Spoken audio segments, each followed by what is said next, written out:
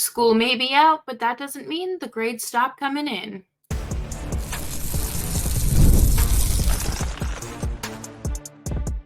You're Locked On Flames, your daily podcast on the Calgary Flames. Part of the Locked On Podcast Network, your team every day.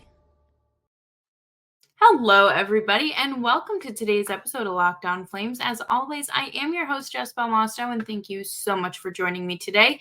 Today's episode is brought to you by FanDuel. Make every moment more.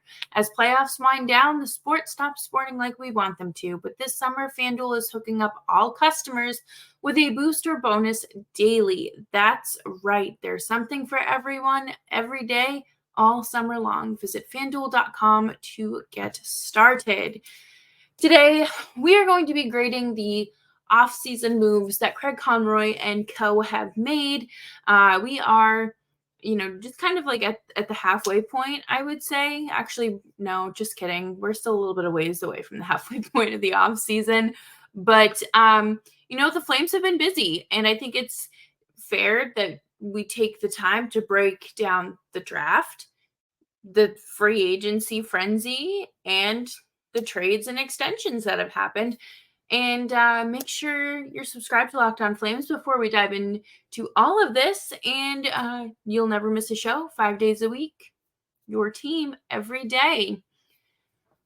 While it is too early, way too early, to decide if the Flames, drafted superstars or that this next generational player, you have to look at what was available when the draft pick was made, and was this a need that the Flames had, or was this kind of just a pick to make a pick? And I feel like it's fantastic for the Flames organization right now to be with the blueprint that they're working with and sticking with it.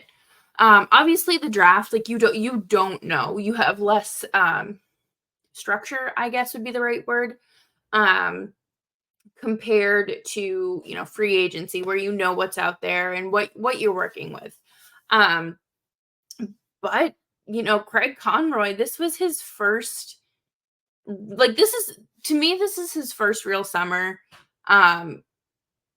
making all the decisions. Obviously, he was hired last summer, but he was starting to pick up everyone's mess. And he didn't have the flexibility that he has now. And we knew that the people last year's draft class was going to be drafted by Brad Treliving's group. So it wasn't Craig Conroy's decision making there. But I would say that he had a solid draft year. Perrick, solid 9th overall defenseman. I know people are kind of dogging on him and his skating, but I mean, it's part of development. Not everyone comes into the league skating like Connor McDavid. It's not always smooth. There's some clunkiness there, and it wouldn't be a Calgary Flame without a little bit of clunkiness. And they had solid draft picks. I remember when fans were disappointed that Basha didn't get picked on the 28th overall spot. And it ended up being Gridden instead. And people were kind of like, why would you do that? That doesn't make sense. But both ended up being on the Flames. Andrew Basha ended up being available later, and great steal. And then Misa, who looks like he's going to be an absolute steal in the fifth round pick. Absolutely crazy. Everyone looked good at development camp. I think that there's obviously room to grow, but these first, not even baby steps, like the crawling to development camp to, whether they're going to college, whether they're going international, whether they're playing, uh, you know, junior hockey, whatever the case may be. These are the Flames right now. These are Flames prospects that Craig Conroy and team picked, that they scouted for the Flames, not immediate needs, but long-term needs. And not to this isn't like a dig at Matt Coronado, because it's not his fault. I feel like with the Matt Coronado pick, they sort of, I don't want to say rushed him, because he had done everything he could do in college. Like, he was playing out of his mind, and he was ready to make that step to the pros. But it feels like he was kind of expected to come in and just rescue the Flames, and that wasn't going to happen. And I'm very happy Matt Coronado is a Flame. I think that he himself has admitted that he has some weaknesses he needs to work on, and he's been working with a skating coach for heavily over the summer. So there's absolutely some progress being made there in just a short amount of time. So, like I said, it is still way too early to tell where these guys are going to land and what their ceiling is, and are they going to exceed expectations? These are the baby steps. These are the benchmarks that we're going to look back on in a few years and say, Craig Conroy nailed this draft. Or, why did he do this? And we're going to look at the redoing of the drafts, and we're going to see this person was taken, and or how did this person get passed over by X amount of teams? That's so crazy. And that happens every year regardless. But I do want to say, I give the drafting year an A, because of the issues and the needs that were addressed. What it turns into, we will come back in a year or two and kind of reevaluate where this draft class is. But coming up next, we are going to talk about free agency, following the plan and just sticking with the plan, and how nice that feels. But first, we are going to take a quick break here, and I'm going to talk to you about FanDuel. I love sports, and I love them so much that I never want them to stop. But the playoffs have wound down, and we're getting fewer and fewer games, and the sports aren't sportsing like we want them to. But FanDuel lets me keep the sports going whenever I want. All I have to do is open the app and dream up bets anytime I am in the mood. Maybe you place some money on who you think is going to win the Stanley Cup next year. Is it going to be a team like Edmonton? Is Florida going to repeat? What about Carolina? You never know. And this summer, FanDuel is hooking up all customers with a boost or a bonus daily. That's right. There's something for everyone every day, all summer long. So head over to FanDuel.com and start making the most out of your summer. FanDuel, official sports betting partner of Major League Baseball.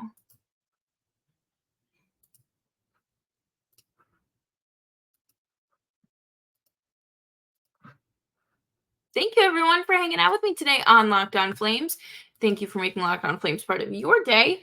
I appreciate it. It's a long off season, and glad you want to hang out. Free agency was something that a lot of us were kind of, I don't want to say concerned about, but Craig Conroy was under the microscope. He we were, the magnifying glass was there. All eyes were on him. Why? Well, because he had a lot of money to play with. He traded away the players he needed to trade. He said, we are not signing long-term deals. We are not signing very expensive deals. We have a plan.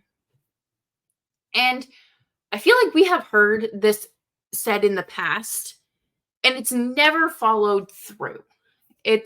Or their plan is just so detached from like the actual reality of the Flames that you're just like this. You could have just gone and blindfolded instead, and it probably would have been a better result. But this year, Craig Conroy knew what he was doing, and he knew that he had a tall task at hand, and he stuck with it. He added depth.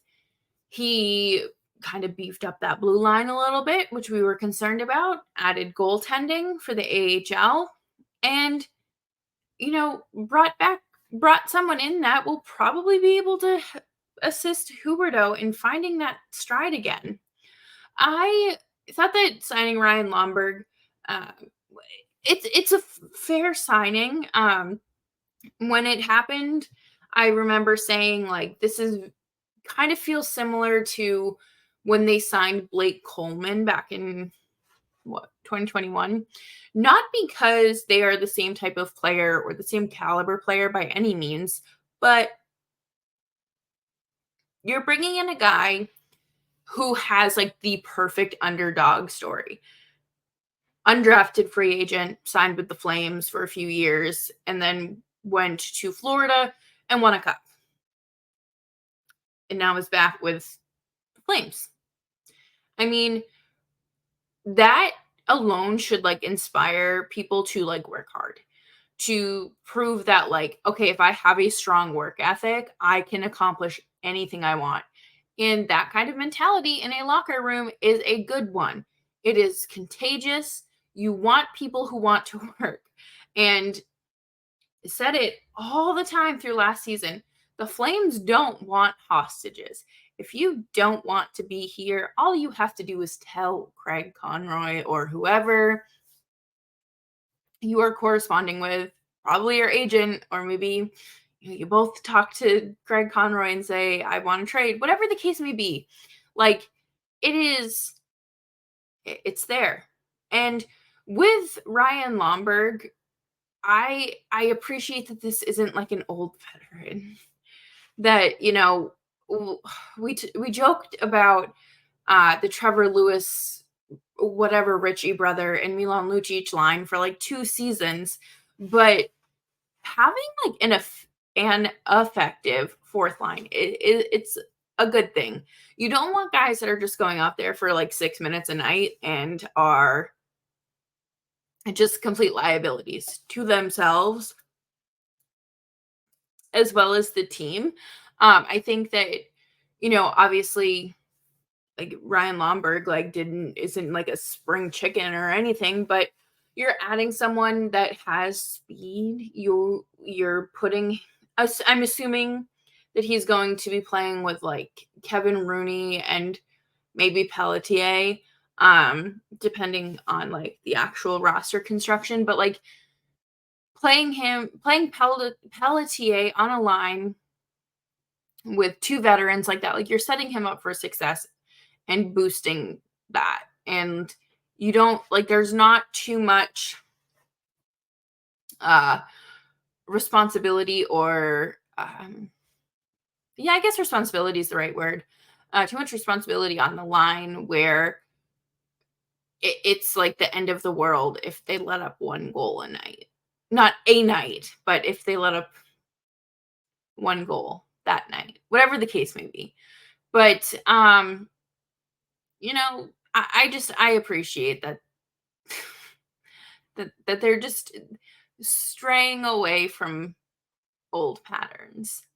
I also really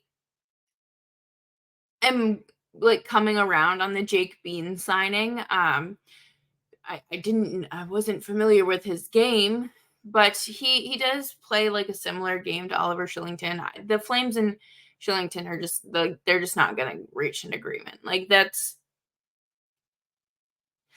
feels like a ship that has sailed, and you're this defensive group isn't going to be, the group that we're used to and we're spoiled with.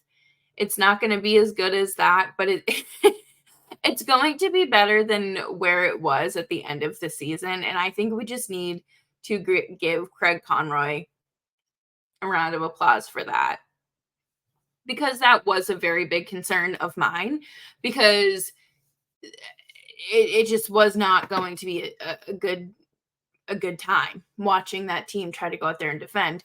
So,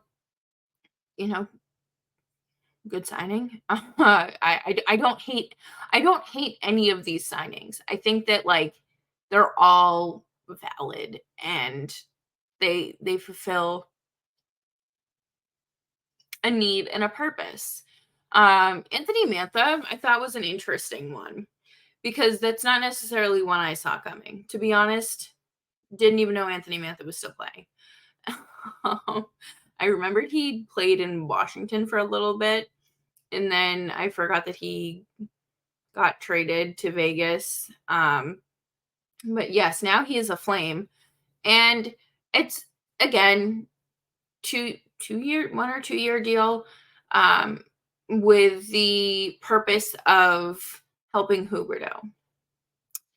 I don't know how many players you can bring in to do that year after year. But again, maybe we do this every free agency up until his contract expires. There was an article written by an outlet in Quebec that they interviewed Huberdeau at his charity golf tournament, and he talked about how there were several factors that have impacted his play here, and you can sit and make excuses for why he's playing the way he is, or whatever the case may be. I feel like there's no middle ground with Huberdeau discourse, but maybe this is year 3 is when things start to, I'm not saying he has to reach 115 points, but 75 would be neat. And I hope Anthony Mantha gets to be part of that. Logan Cooley, that's a lie. That is not his name. Logan Cooley plays for Arizona, or Utah. Devin Cooley. Devin Cooley. Signed with the Flames as well. 2-year deal. Has super cool aura about him, and I think that that's going to be good in both the NHL and AHL locker room. I really feel like him and Pelletier are going to have the vibe off, sort of who brings the better vibes. And this is good, obviously, with Dustin Wolf making the leap to the NHL, presumably full time. You need someone with the Wranglers, and Logan Cooley is the guy for that job. And I think that this is super neat. I like this. He is just a soundbite machine, and I think that's going to be a bright spot in the season. And he also has a bunny named Tito that has his own Instagram account with his own Flames jersey, and I believe he's another Dan Milstein client. So it's just collecting all of Dan Milstein's clients here in Calgary, but we're going to be talking about another Milstein client here coming up next, as we talk about Sharangovich's extension and Andrew Mangiapane's trade.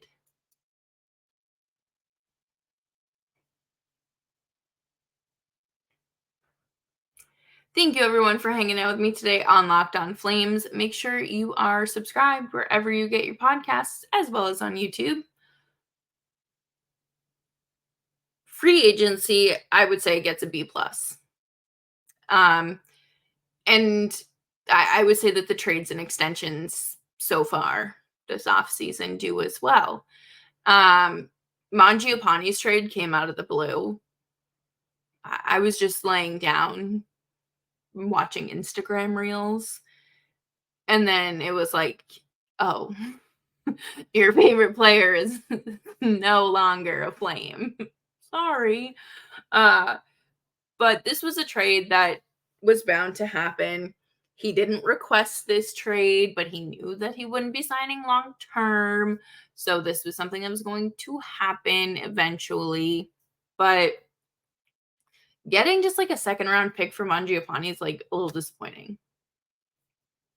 Incredibly underwhelming. I understand that, like, I mean, you didn't retain any salary. I think to me, that is like the biggest thing. But is that enough?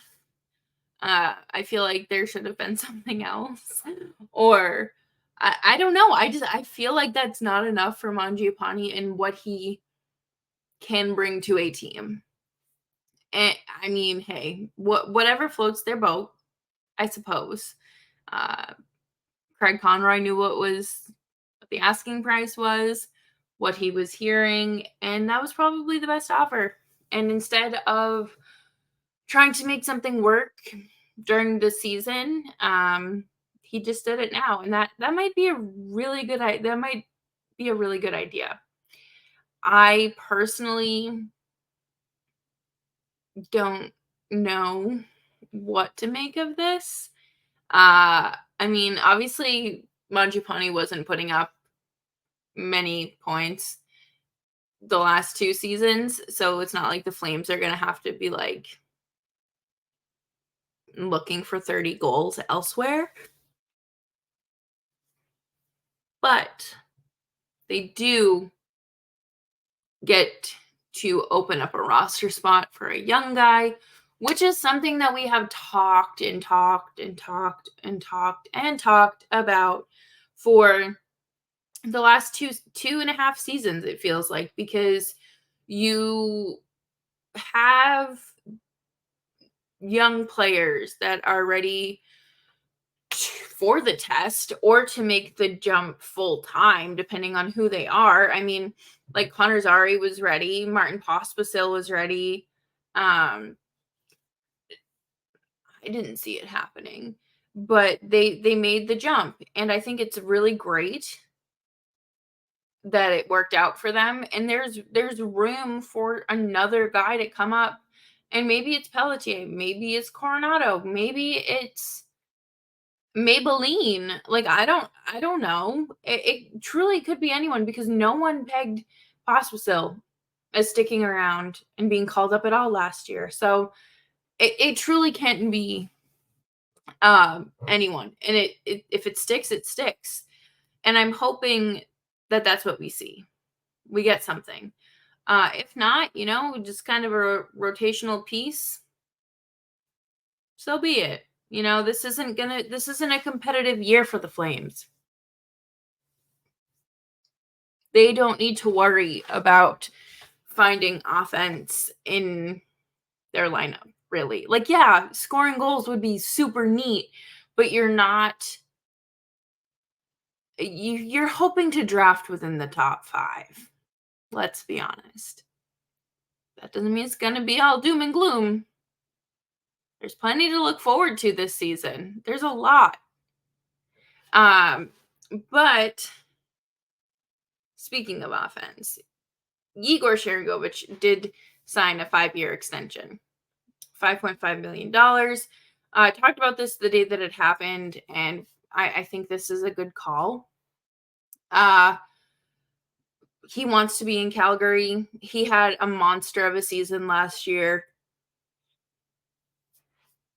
After coming off a pretty tough year with the Devils and getting traded, like, everyone rated this trade and as an F, giving up Tyler Toffoli, a guy who just scored you 30 goals, for a guy that I think he scored like 14 the year before, and he didn't have a lot of responsibility on the ice.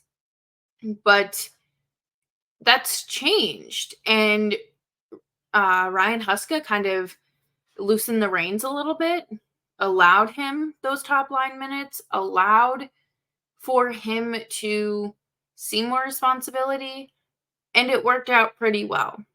Obviously, you can't bank on back-to-back career years, but all projections show that he's, there's not going to be a significant drop off. And I don't think there will be. I think that Sharangovich is a great player. I think that him and Huberdeau have really good chemistry, and I like what they bring to the team. And I wonder if him, Kuzmenko, and Huberdeau will start on a line together this season, or if they're going to bump Sharangovich down to maybe align with Kadri or Zary, depending on who's centering. It could be interesting and something to definitely take a look at. But Sharangovich brings something to the team that we haven't seen in a while, and he's not great defensively. Let's not kid ourselves here, but he is someone that has that spark, that hunger to want to be better, to do better, to find ways to get better. And you need that kind of ambition and motivation, especially through a rebuild or whatever you're personally calling it. It's a rebuild to me.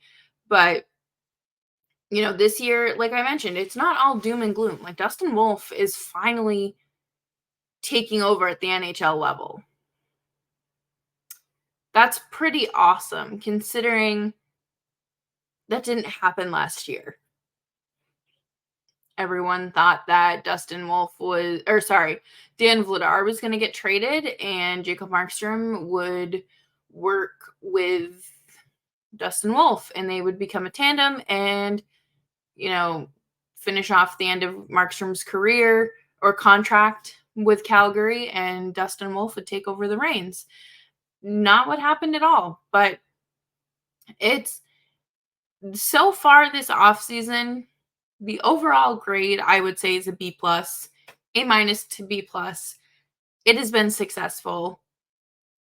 We have reason to hope and believe the Flames will get through this. And they're icing a team that will be watchable. And at the end of the day, that's all we want. Just some watchable hockey.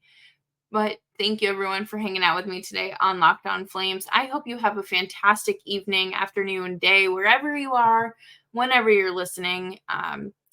You can follow me on Twitter at JessBelmosto and hear all about my upcoming trip to Calgary and just how excited I am for that. And make sure you're listening to the show wherever you get your podcasts and you're subscribed wherever you get your favorite podcasts and, of course, on YouTube. But until then, I will see you tomorrow. Bye-bye.